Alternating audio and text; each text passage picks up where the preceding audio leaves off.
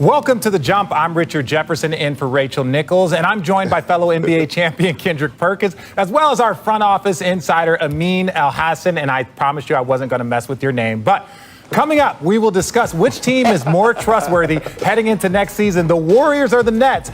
But first, we begin today with some breaking news on the 2021 start of the NBA season. The NBA Board of Governors is meeting today to discuss plans for the 2021 season, including starting as quickly as Christmas Day and playing fewer than 82 games potentially without fans in the stands, sources tell ESPN.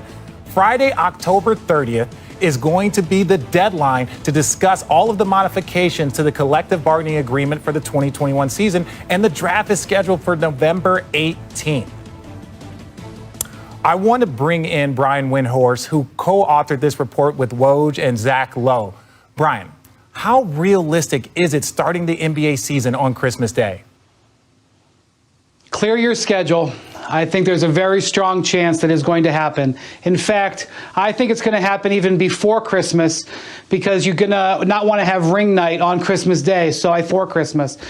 This is a big pivot from what Adam Silver was talking about just less than a month ago at the finals, when he talked about how he wanted to play an 82-game season with fans in the stands at all arenas. But as the situation has unfolded, the NBA owners have reevaluated. They realize how important Christmas Day is.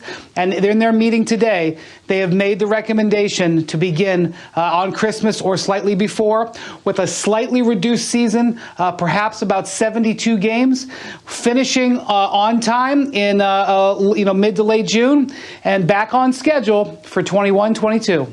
All right, I mentioned the October 30th CBA deadline just a moment ago. What is the biggest hurdle to getting a new collective bargaining agreement done by then? Can you imagine, Richard, getting drafted by your team and then being expected to basically ship out the next day and start camp within about 7 to 10 days? Can you imagine signing as a free agent and having to potentially report to a new team within 72 hours to begin camp? Because that's what we're looking at here. They've got to negotiate with the players an agreement to get this started so fast. They have promised the players that they would give them an 8-week head up to the start of the season. Well, 8 weeks is in the middle to the end of next week toward Christmas. And so this is going to get decided quick, and there's going to be a lot of players impacted, and it's not going to be pleasant. But the expectation in me talking with the union is that there's a good chance this is going to get done. So I say to fans, prepare for NBA basketball on Christmas Day. All right, let's go. Brian, thank you so much for joining us today. Great report. I want to bring Amin and Perk back into this mix. Perk, I want to ask you, is playing on Christmas Day, is that juice of it? Is it worth coming back this quickly for a very, very short offseason? Absolutely. And look, the players knew this when the Players Association agreed to playing in the bubble, that it could be a quick turnaround. And that's what's happening right now. We have to have basketball on Christmas Day. It's a no-brainer. And look, they have a lot of teams that hadn't played since March, since the pandemic. You remember? So a lot of guys had a lot of time off. So at the end of the day, they knew that this could be a possibility, that if you reached the finals and played in the championship, that you will have a short off season. So I'm all in for Christmas Day games. Let's make it happen. Yeah, the funny thing is, Richard, they were talking a big talk about wanting fans in the seats and all that, and I think they've just come to the realization with the science that's happening right now, that's not realistic. And so if we're going to start a season without having people in the buildings, then we might as well get it started sooner rather than later. There's no purpose in waiting to start with the same circumstances that we could start with on Christmas. And the other part of it is, I feel like the NBA is always afraid that the NFL is coming to steal Christmas from them. We have Christmas, they have Thanksgiving, and college football has New Year's Eve and New Year's Day. And we don't want to give up that prime real estate. If you leave the door open, someone is going to move in and start squatting on it. So I see the sense of urgency there from the league. Yeah, with so much talk about ratings and then there's revenue, that's just such a huge day for the NBA. I just can't see. It's an American tradition at this point in time. But Perk, I wanted to ask you, ESPN is reporting that the league is open to starting the season without fans in the stands. How big of a deal is that for the players?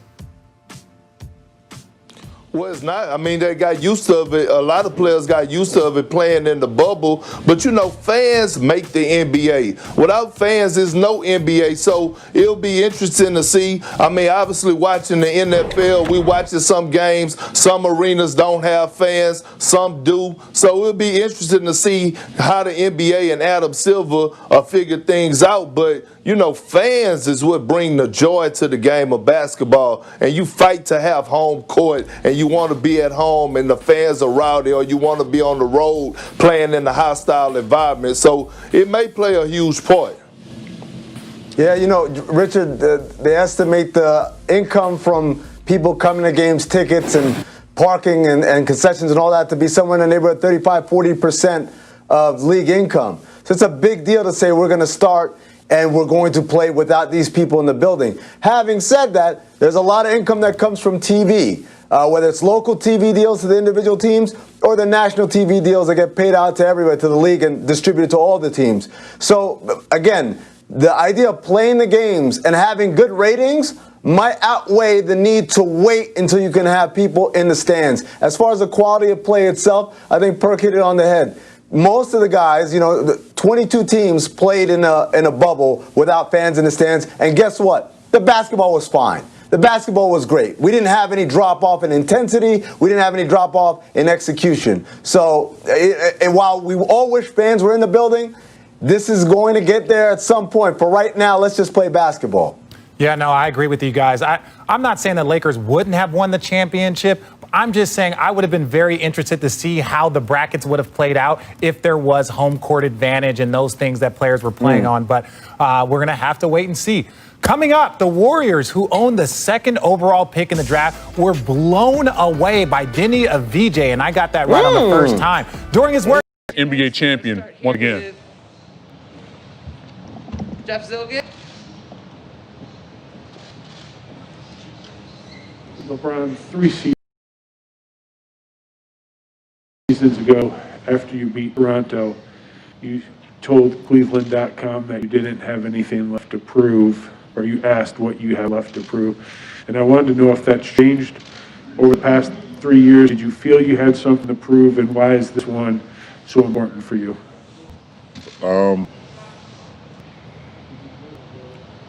I think, personally, thinking I had something to prove fuels me and fueled me over these last year and a half since my injury. It fueled me because no matter what I've done in my career to this point, there's still a little rumblings of doubt or, comparing me to, the history of the game and has he done this, has he done that? Having that in my head, having it in my mind, saying to myself, why not still have something to prove? I think it fuels me. All right, Dave McMenamin.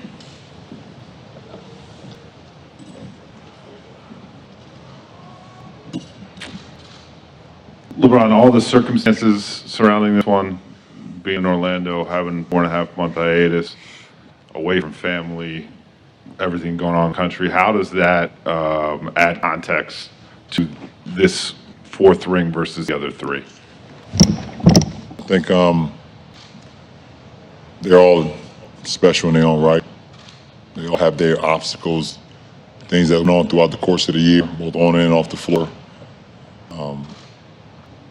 But one is not less than the other. Because when you're able to put yourself in this position to be able to win a championship, the first thing you start to think about is how much work you've put in over the course of the year. How much you've sacrificed, how much you dedicated to the game and to your craft.